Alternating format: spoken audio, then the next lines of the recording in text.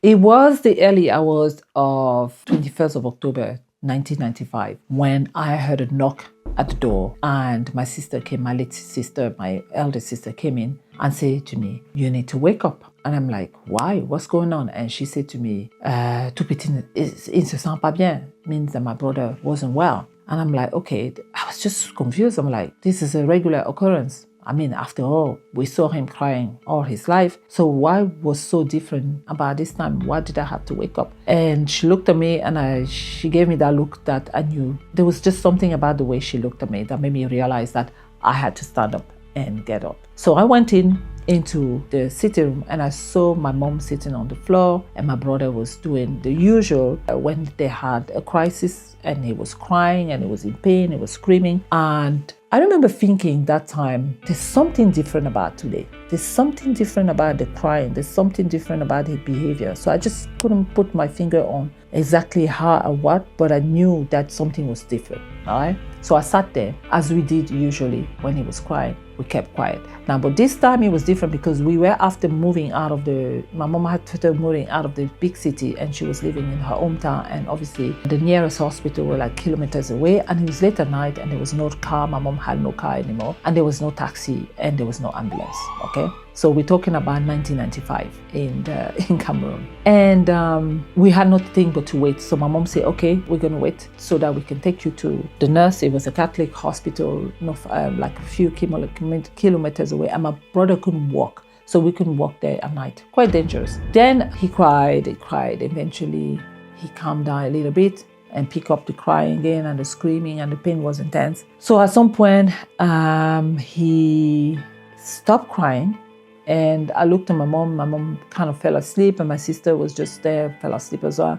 And I started making jokes with him. And he said to me, he said to God that he wants God to forgive him for all his sins and the things that he's ever done. Now, anybody who knows me, I'm very good on humor. Like humor is my coping mechanism. So the first thing I did is like laughing at him. I'm like, "What's wrong with you? Did you steal something?" Like I couldn't just picture in me being 20, couldn't picture like what exactly is he apologizing about. So I didn't know what was happening. So I laughed at him a little bit and I said, why are you apologizing to God? What did you do? Did you steal something in the meantime? Just to make fun of him a little bit. And he looked at me, he smiled, and he was quiet and gazing in the air, and I felt a sense of pain and empathy for him, and he just took a deep breath and lied down and slept. So at that point, I'm thinking, the pain is gone. We might not need to go to the nurse at that time. But then, well, let me just go back to bed. So I stood up quietly and went back to bed. And I say maybe a few hours, maybe 2 hours later, because it was around 3 in the morning that happened. So around 6, I knock on my door again. And this time around, it wasn't a simple knock. It was a screaming, it was crying, and I was like, what is going on again? And my sister said, he's gone. Il est parti. Il est parti. I'm like, what do you mean, il est parti? Then eventually, I come in the kitchen and look around. I come in the sitting room, and my brother was lying there, and my mom was crying. So I said to my mom, because the first reaction was like, where did he go? And then when I come, I see him lying. I say, but he's here. Why you say he's gone? And then they just say, no, he's dead. I'm like, no, that's not possible, because I was talking to him just before I went to bed. We even joked, and I saw him lie, taking his deep breath and lying down. At the moment I said that, it clicked into my head that my brother took his last breath right in front of me, and I had no clue.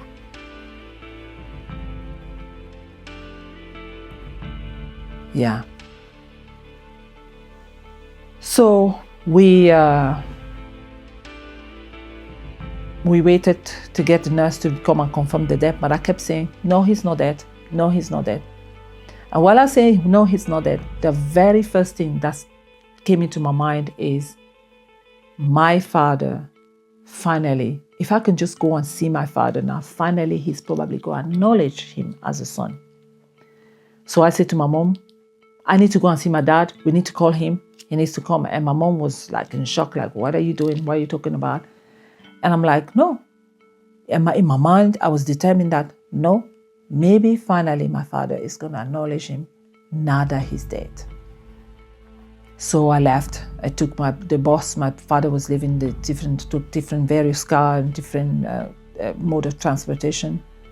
Arrived at my father's home. He was there with his second wife then. And I said to him, gave him the news. And I still remember in my heart how I felt, the sense of rejection. And I just was almost, looking back now, I'm almost happy that my brother was there not to feel that painful rejection again up to the day of his death. But my father never turned up for his funeral. Now, the issue is not my father. The issue is the stigma behind sickle cells. So, what is sickle cell disease? So actually, sickle cell disease is one of the most common genetic disorder, and it's estimated that several million people worldwide are affected by sickle cells. All right, so the number is big. It's over around 20 million estimation. And in terms of how many people carried the trait, it can be high as, I believe, 1 in 13 in some population. And it's mostly in Africa, India, and some part of South of America. All right. Now, is sickle cell a forgotten disease? I don't know. In a nutshell, sickle cells anemia is caused by a genetic mutation that leads to an abnormal form of hemoglobin, and that makes the red blood cell shaped like a sickle or crescent rather than the nice round shape that it's supposed to have. So these sickle cell shaped cells can get stuck in the blood vessels and cause a lot of pain and complication, which lead to the body disformity, right? And is a really great cause of mental health. And sickle cell is a great cause of division. As I've mentioned, my father rejected my mother. That was my only brother from my mother's side. And he could not believe that he was responsible for giving birth to have a child who has sickle cell, because in his bloodline there's no such thing like sickle cell. This is madness. It's a mad disease. It was a disgusting disease. It was a shameful disease. I'll tell you that many families broken down because of this disease. And I also remember that it got to a stage where even pastors and priests will request for you to do the test before they can marry both of you. If you both are found to have the trait that can lead to a child having sickle cells, you will not be married. And people carrying the full SS trait would not even have a chance of marriage because they would be deemed to be carrying the deadly disease. I say sickle cell stigma was, and it still is, worse than the stigma of AIDS in Africa. AIDS is invisible. Sickle cells is visible into the body. People live with pain. It's like a death sentence right from the young age. It's not seen immediately. It's seen after a while. I say maybe the science has changed now, but those days it wasn't the case. And that's the story with sickle cells. So right now in Ireland, there's estimated over 800 people recognized living with sickle cells because the diversity of the population is quite high here, and it's becoming real. So that's the story. What do we do? Should we continue to create awareness and fight for it? The best form of awareness is sometime once a year we have the Sickle Cell organization here in Ireland having a fashion show to celebrate the beauty and remind these people that they are beautiful. Having to live with a body that is different and skinny, having to be in pain publicly, having to be rejected by your own people sometimes, because if you get married, you are already like a dead man walking according to the behavior that we get sometimes. So this is a video to create awareness of sickle cell. Fast forward years later, 2015, I lost, my nephew lost his battle with sickle cells.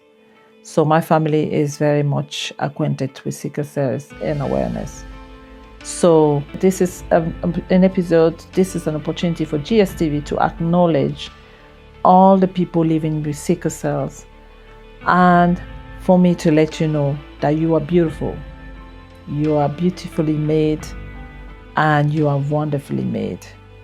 And just to encourage everybody in the community to support every organizations in Ireland or across Europe or Africa who are really working hard to bring awareness to sickle cells. Thanks for watching. Take care. Bye-bye.